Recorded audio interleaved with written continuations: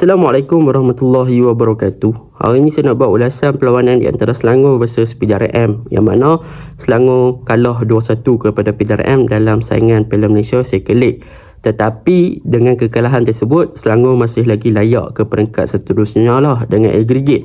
Cumanya agak kecewa dengan gameplay yang ditunjukkan oleh pasukan Selangor, terutamanya di second half, apabila berlakunya pertukaran-pertukaran yang tidak memberikan impak yang positif kepada bahagian serangan dan juga bahagian tengah. Tetapi untuk Aaron Devel punya pertukaran, itu adalah impak yang positif lah. Tetapi selain daripada tu, boleh dikatakan skuad nombor 2 ataupun pemain-pemain nombor 2 pasukan Selangor masih lagi banyak perkara yang perlu mereka improve untuk memastikan yang mereka boleh memberi fight dalam saingan Piala Malaysia dalam peringkat seterusnya untuk bertemu dengan Terengganu. Untuk PDRM pada perlawanan ini, boleh saya katakan mereka sangat berdisiplin.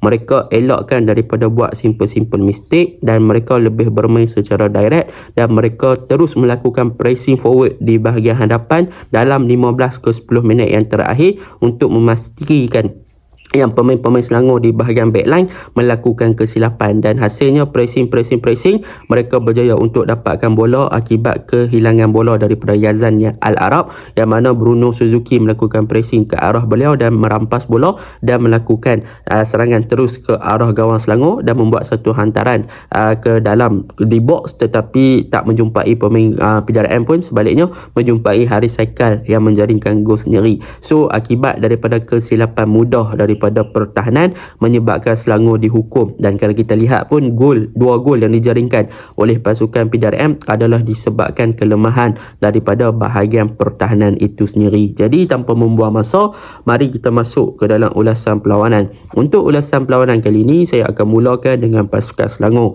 Apakah perkara positif yang kita boleh ceritakan tentang pasukan Selangor pada perlawanan ini?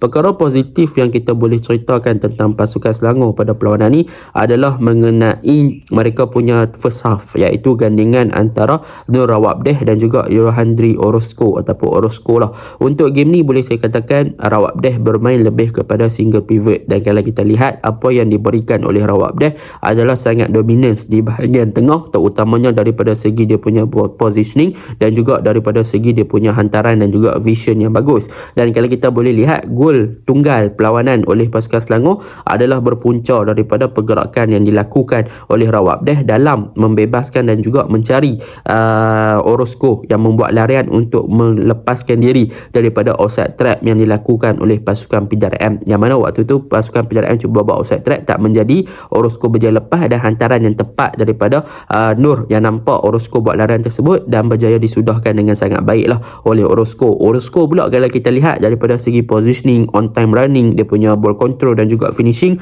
memang dah bagus. Cumanya bila masuk second half, beliau dah dikeluarkan, so benda tu agak memberi impak yang ketara lah kepada pergerakan dan juga circulation ball dan juga progression ball di bahagian tengah untuk pasukan Selangor. Memang nampak tak efektif. Yang kedua, kalau perkara yang positif yang kita boleh katakan untuk pasukan Selangor adalah di bahagian orang kata apa, untuk pasukan Selangor perkara positif adalah pertukaran membawa masuk Aaron Devel, yang mana kemasukan Aaron di bahagian serangan itu adalah salah satunya pertukaran yang positif kepada pasukan Selangor. Kemasukan Aaron yang baru nampak impak bagaimana Aaron melakukan pressing, bagaimana Aaron melakukan gerakan untuk orang kata apa, gerakan melakukan percubaan ke arah gawang PDRM dan sebagainya. So Aaron yang lebih mempunyai work rate yang tinggi berbanding Richmond Bukayi. So kemasukan Aaron tu barulah nampak efektif sikit attacking force pasukan Selangor untuk bergerak dan juga masuk ke dalam D-box dengan lebih banyak berbanding daripada penggunaan Richmond Bukayi sebagai goal poacher. So memang boleh dikatakan Richmond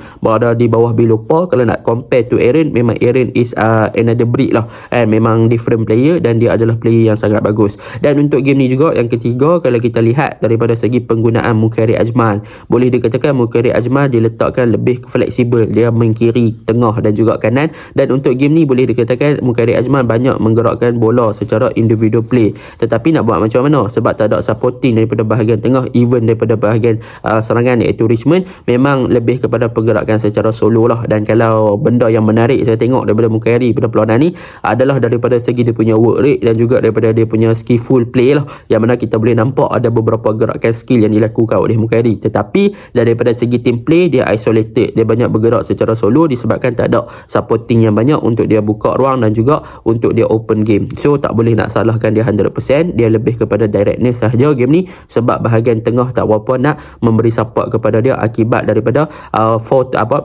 akibat daripada overload bahagian tengah oleh PJRM yang melakukan man-to-man marking yang sangat efektif lah dalam melakukan mid-block punya pressing dan juga defending structure pasukan PJRM yang lebih bagus. Jadi itu 3 perkara yang boleh saya highlightkan untuk pasukan Selangor. Untuk kekurangan pasukan Selangor memang banyak kalau kita lihat daripada segi kawalan ataupun daripada segi structure.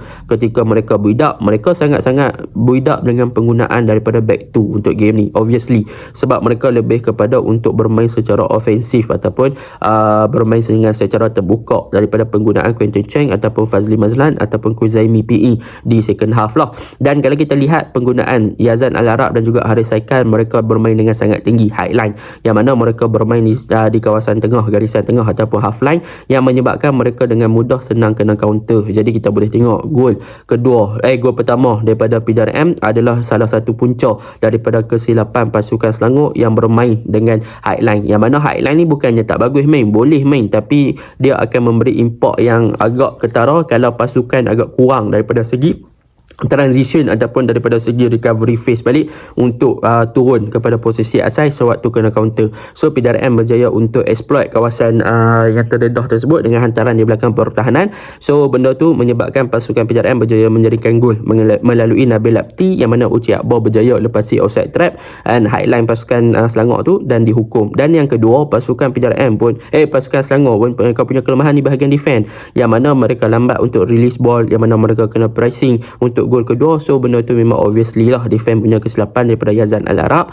So memang terbuka lagi, terdedah lagi akibat kesilapan defend. So sayang, attacking dia juga midfield kadang-kadang solid, tapi defend buat high, kena hukum lah dengan kekalahan 2-1. Kelemahan yang ketara lagi adalah di bahagian tengah mereka tak ada proper number 8 ataupun box to box player ataupun lebih kepada single pivot yang boleh buat defensive duty. Nur lebih kepada offensive atau lebih kepada attacking ataupun lebih kepada ball progression untuk menyerang, tapi daripada segi defensive duty tak ada orang nak cover Nur untuk membantu. Jadi benda tu juga memberi kelebihan kepada PJRM untuk attack dan juga tidak terlalu untuk fokus kepada bahagian tengah, sebab mereka tahu bahagian tengah pasukan Selangor agak fleksibel dan tak ada orang yang boleh untuk cover up bahagian defense sekiranya mereka kena counter. Itu sebab bila defense pasukan Selangor hilang bola ketika mereka main bola main dengan tinggi, defensive midfielder tak ada orang nak cover. So that is one of the kelemahan lah, weakness untuk pasukan Selangor. Untuk PJRM, mereka punya directness, mereka punya defending structure bagus, and so semalam mereka bermain dengan baik. Mereka berjaya utilize kelemahan daripada pihak Selangor. Mereka punya defense mistake Selangor, mereka berjaya untuk score, mereka execute peluang yang ada. So mereka deserve untuk menang lah, walaupun kalah aggregate, tapi mereka menunjukkan kesungguhan untuk bangkit. So that is a good thing lah. And so midfield mereka overload, mereka main mid block dan sebagainya. So benda tu bagus. Jadi itu je lah ulasan saya. Assalamualaikum.